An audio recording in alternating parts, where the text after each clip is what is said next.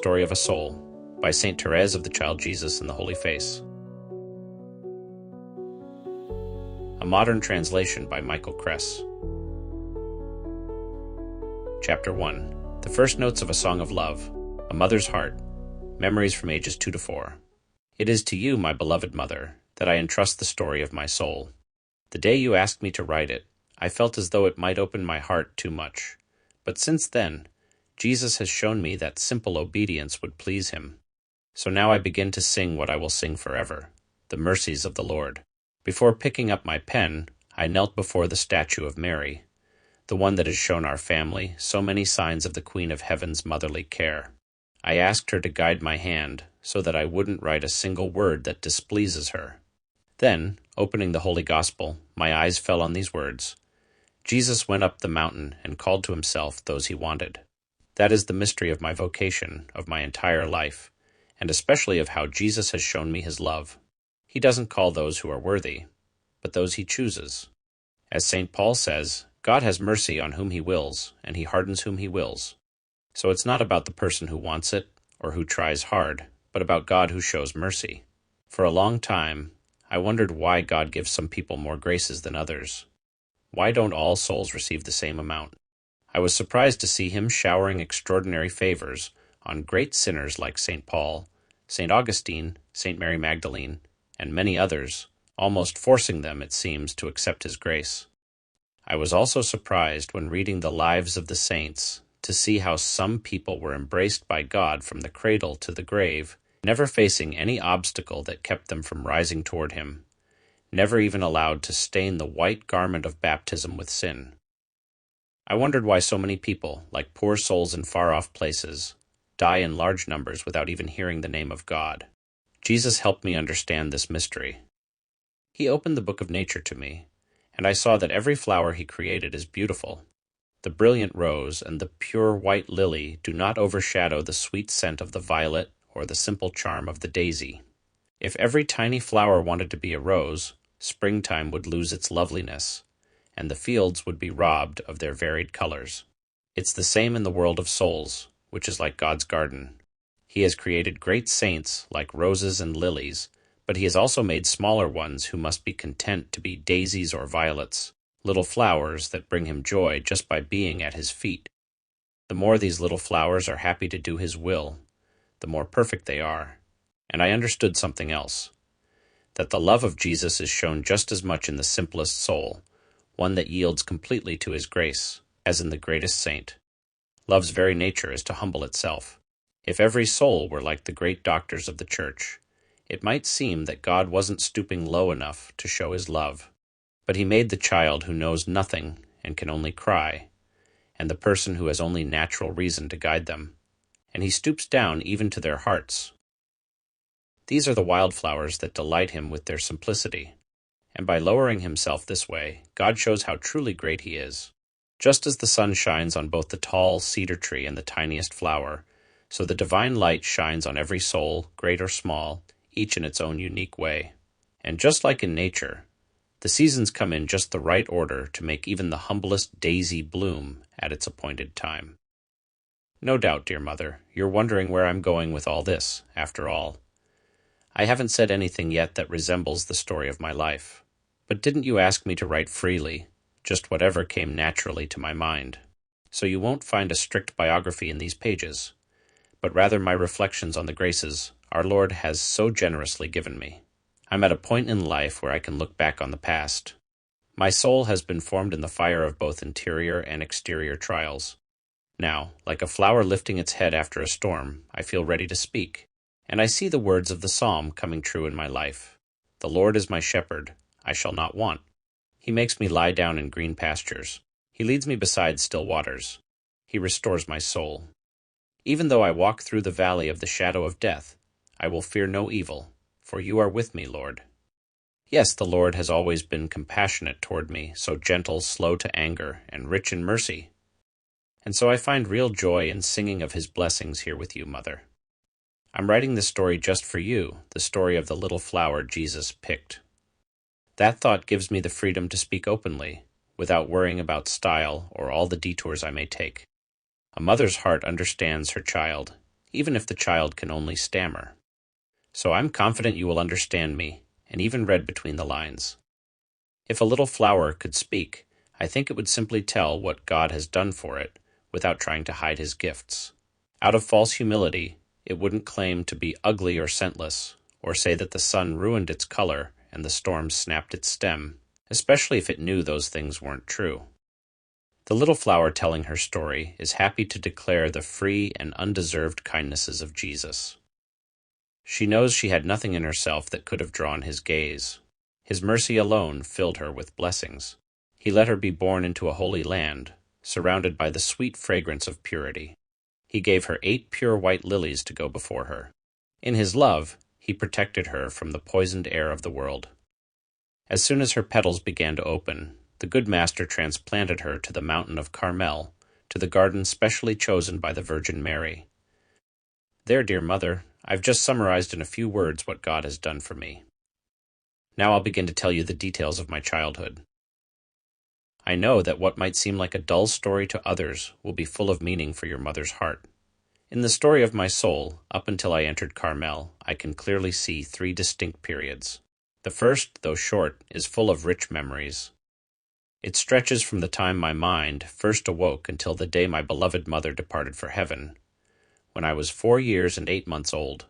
God granted me the grace of an early understanding, and he engraved the memories of my childhood so deeply in my heart that these past events feel as though they happened just yesterday. No doubt, Jesus wanted me to truly know and treasure the incomparable mother he had given me. Alas, his divine hand soon took her from me to crown her in heaven. All my life, the Lord has surrounded me with love. My earliest memories are filled with tender smiles and caresses, and if he placed so much love around me, he also put love within me, creating in my heart a deep sensitivity and affection. It's hard to describe just how much I loved my father and mother. I showed my love in countless ways, for I was a very expressive child. But the ways I went about it now make me laugh when I look back. Mother, you gave me some of Mama's letters from that time. Letters she wrote to my sister Pauline, who was then a boarding student with the Visitation Sisters in Le Mans. I remember very well the things she described, but it will be easier for me to simply quote some passages from those delightful letters, even if, out of motherly love, they were sometimes too flattering. To illustrate what I said about the way I showed affection, here is something my mother wrote. The baby is quite the little imp. She comes to cuddle me and then wishes me dead. Oh, how I wish you would die, my poor little mother. We scold her, of course, but she defends herself with a surprised look and says, "But it's just so you can go to heaven, since you said we have to die to get there." She says the same thing to her father when she's overcome with love. This little darling never wants to leave me. She's constantly by my side and follows me everywhere, especially in the garden. If I'm not there, she refuses to stay and cries until someone brings her back to me. She also won't go up the stairs unless she calls me at every step. Mama. Mama, one mama for each step, and if by some misfortune I forget to answer even once, "Yes, my little one," she freezes right there, refusing to go up or down. Just before I turned 3, my mother wrote, "Little Thérèse asked me the other day if she would go to heaven." "Yes, if you're very good," I told her. "Oh, Mama," she replied, "if I'm not good, then I'll go to hell? But I know what I'll do. I'll fly up to heaven with you, and you'll hold me tight in your arms." How could God take me away then? I could see in her eyes that she truly believed God could do nothing to her if she was hidden in her mother's arms. Marie loves her little sister very much. She brings so much joy to all of us. She's extraordinarily honest. It's adorable to see her run to me to make her confession. "Mama, I pushed Celine once. I hit her once, but I won't do it again." The moment she does anything wrong, everyone has to know about it. Yesterday, she accidentally tore a small piece of wallpaper. She was so upset you'd think it was a disaster. And then she absolutely had to tell her father. He came home 4 hours later, by which time no one even remembered it, but she ran to Marie and said, "Quick, tell Papa I tore the wallpaper." She stood there like a little criminal awaiting her sentence, but in her heart, she believed that if she confessed, she'd be forgiven more easily. As soon as I mention my dear little father, I'm naturally drawn to recall some very happy memories. Every time he came home, I would run to greet him and sit on one of his boots. Then he would walk me all around the house and garden like that, as long as I wanted. Mama used to laugh and say he spoiled me completely, but he would just reply, "What do you expect? She's the queen." Then he'd lift me into his arms, raise me up high, sit me on his shoulders, kiss me, and shower me with affection in every way. Still, I wouldn't say he spoiled me. I clearly remember one time when I was playing on a swing and he happened to pass by. He called out, "Come give me a kiss, my little queen." But unusually, I refused to budge and answered cheekily, "You come here, Papa."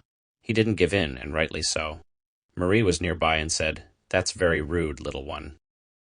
How can you speak that way to your father?" Her words hit home. I jumped off the swing immediately. Her rebuke had pierced straight to my heart. The whole house echoed with my cries of sorrow. I raced upstairs, and this time I didn't call Mama at every step. I only wanted one thing, to find Papa and make peace with him. And I did, very quickly. I couldn't bear the thought of having upset my beloved parents. Admitting I was wrong took no time at all, as this other little episode from my childhood also shows. My mother tells it so naturally. One morning I wanted to kiss little Thérèse before going downstairs. She seemed to be fast asleep, so I didn't want to wake her. But Marie said, "Mama, I'm sure she's just pretending to sleep." So I leaned down to kiss her forehead, and right away she ducked under the covers and said in a spoiled tone, "I don't want anyone to look at me." I was not pleased, and I let her know it. 2 minutes later, I heard her crying. Then to my great surprise, I saw her standing beside me. She had gotten out of bed all by herself, come down the stairs barefoot, tangled in her nightgown, which was longer than she was. Her little face was wet with tears. She threw herself at my knees and said, "Mama, I was naughty, please forgive me." Forgiveness came in an instant. I gathered my little angel in my arms, pressed her to my heart, and covered her with kisses. I also remember how deeply attached I already was at that time to my oldest sister, Marie, who had just finished her studies with the Visitation Sisters. Even though I didn't show it, I paid close attention to everything happening, and everything people said around me.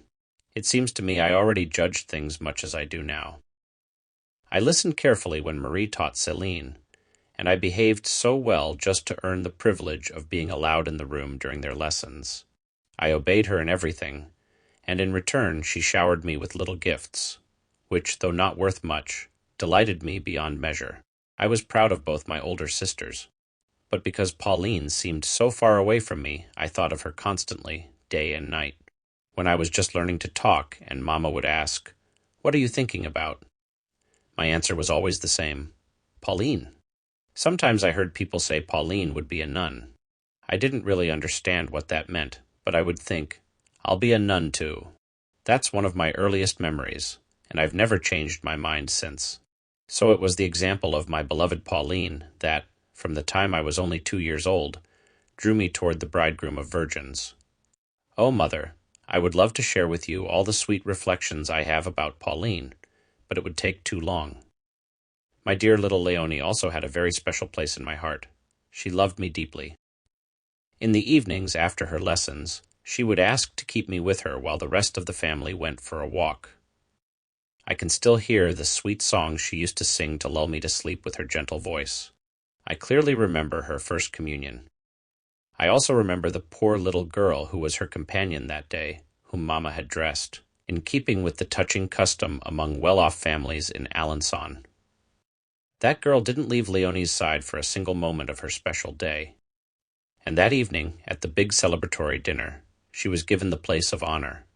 Sadly, I was too young to be part of the feast, but I got a taste of it thanks to Papa's kindness. He came to me himself during dessert and brought his little queen a piece of the fancy cake. Now I must speak of Céline, the companion of my childhood. There are so many memories of her that I hardly know where to begin. We understood each other perfectly, but I was much more high-spirited and far less innocent than she was. Here's a letter that will show you, Mother, how gentle Céline was, and how naughty I could be. I was almost 3 years old, and Céline was 6½ Little Céline is very inclined to virtue, but as for the little ferret, it's hard to say how she'll turn out. It's so small, so scatterbrained. She's a very intelligent child, but much less gentle than her sister, and above all, She has an almost unbreakable stubbornness. When she says no, nothing can make her give in. You could put her in the cellar all day long, and she still wouldn't say yes. She'd rather sleep there. There was another flaw I had, one my mother didn't mention in her letters. I had a very strong sense of pride. I'll give just 2 examples. One day, perhaps to see just how far my pride would go, Mama playfully said to me, "Little Thérèse, if you kiss the floor, I'll give you a penny." A penny was a treasure to me, worth a fortune. And to earn it, I wouldn't have had to lower myself very far, after all. I was so little that the floor wasn't far away. But my pride rose up, and standing tall, I replied, "Oh no, little mother, I'd rather go without the penny." Another time, we were going to visit friends in the countryside. Mama told Marie to dress me in my prettiest outfit, but not to leave my arms bare. I didn't say a word and acted with the indifference you'd expect of a child that age. But inside I was thinking, still I would have looked much nicer with my little bare arms. With a nature like that, I see clearly that if I'd been raised by less virtuous parents, I could have turned out very badly, and perhaps even lost my soul. But Jesus was watching over his little bride. He used all my faults to help me grow in virtue. Since I had pride, but also a love for what was good, it only took someone saying once, "You mustn't do that," for me to never want to do it again. I'm happy to see in Mama's letters that, as I grew older, I began to bring her more consolation. Being constantly surrounded by good examples, I naturally wanted to imitate them. Here's something she wrote in 1876. Even little Thérèse wants to make sacrifices now. Marie made special rosaries for her younger sisters, with beads to count their good deeds. They have real spiritual conferences together, which are quite amusing. The other day, Celine asked, "How is it that the good God fits into such a small host?" Thérèse replied, "That's not surprising. God is all-powerful." And what does all-powerful mean? It means he can do whatever he wants. The funniest thing is watching Thérèse put her hand into her little pocket 100 times a day to pull a bead on her rosary every time she makes a sacrifice. These 2 children are inseparable. They don't need anyone else to have fun. Their nanny gave Thérèse a tiny rooster and hen. Immediately, the baby gave the rooster to her sister. Every day after lunch, Celine picks up both animals in one go and takes them to the fireplace corner. The girls play with them for a long time. One morning, Thérèse got the idea to climb out of her little bed and go lie down next to Celine. The maid came looking for her to get her dressed. When she finally found her, Thérèse, as hugging her sister tightly, said, "Leave me be, poor Louise. You can see that we're like little white hens. We just can't be separated." It's true, I couldn't stand to be apart from Celine. I would rather leave the table before dessert than miss going off with her the moment she got up. I'd twist around in my high chair, trying to get down quickly, and off we'd go to play. On Sundays, since I was too little to go to church, Mama would stay home with me. I was always very quiet and well-behaved then, walking on tiptoe, but as soon as I heard the door open, I'd burst into pure joy. I'd run to my pretty little sister and say, "Oh, Celine, give me some blessed bread." One day she didn't have any. What to do? I couldn't go without it. I used to call that treat my mass. Then I had a brilliant idea. "You don't have any blessed bread? Well then, make some." So she opened the cupboard, cut off a small piece of bread, and solemnly said a Hail Mary over it before handing it to me with great pride. I made the sign of the cross and ate it with deep devotion, and to me it tasted just like blessed bread. One day, Leonie, perhaps feeling too grown up to keep playing with dolls, came to us with a basket full of doll clothes, pretty fabric scraps, and trimmings. She laid her doll inside and said, "Here, little sisters, pick something."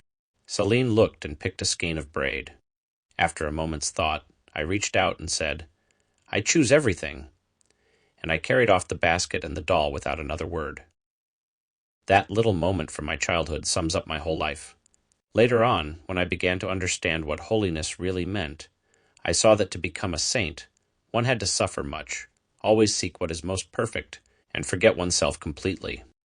I realized that in holiness there are many levels, and every soul is free to respond to Jesus' call by doing little or much for his love. In short, we get to choose the sacrifices we offer him. So just like in my childhood, I cried out, "My God, I choose everything." I don't want to be a saint only halfway. I'm not afraid to suffer for you. There's only one thing I fear, keeping my own will. Take it, Lord. I choose everything you want for me. But I'm getting ahead of myself, dear mother. I shouldn't speak of my later childhood just yet. I'm still telling you about the little girl of 3 or 4. I remember a dream I had at that age, one that left a deep impression on me. I was walking alone in the garden when, suddenly near the arbor, I saw 2 hideous little devils dancing on a barrel of lime. Despite the heavy chains on their feet, they moved with surprising agility. They looked at me with flaming eyes, but then, as if struck with fear, they suddenly leapt down into the barrel, escaped through some hidden opening, and ran to hide in the laundry room that opened directly into the garden. Seeing how cowardly they were, I wanted to find out what they were up to. Pushing past my first fear, I crept toward the window.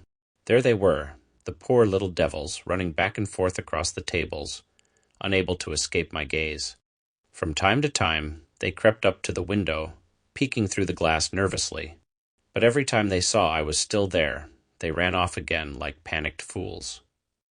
Of course, this dream wasn't anything extraordinary, but I believe God used it to teach me something, that a soul in a state of grace has nothing to fear from demons.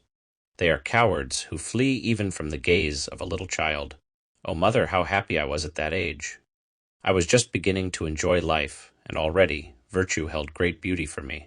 I believe I had the same disposition then as I do now, with a strong control over my actions even as a small child. For example, I had formed the habit of never complaining when something was taken from me, or when I was wrongly accused. I preferred to remain silent rather than defend myself. It wasn't something I did to earn praise. It came naturally to me. Ah, how quickly those sunny years of childhood passed, and what a gentle, sweet imprint they left on my soul. I remember with such joy our Sunday walks, always with our dear mother. I can still feel the poetic awe that would rise in my heart at the sight of golden wheat fields, dotted with poppies, cornflowers, and daisies. Even then, I loved the distant horizon, open spaces, tall trees, in short, all the beauty of nature enchanted me and lifted my soul toward heaven. During those long walks, we often came across the poor, and little Thérèse was always the one chosen to give them alms, which made her so happy. Sometimes, though, the walk became too much for Papa's little queen, and he would carry me home, much to my dismay. To cheer me up, Céline would fill my little basket with daisies and give it to me when I returned. Oh, truly, everything smiled on me in those days. I found flowers beneath every step. My cheerful nature also helped make life bright and easy. But a new season was about to begin. Since I was to become Jesus' bride so early, it was necessary for me to suffer even as a child. Just as spring flowers begin to grow beneath the snow and bloom in the first rays of the sun, so too did this little flower, whose story I am telling, have to pass through the winter of trial, letting her tender petals be filled with the dew of tears.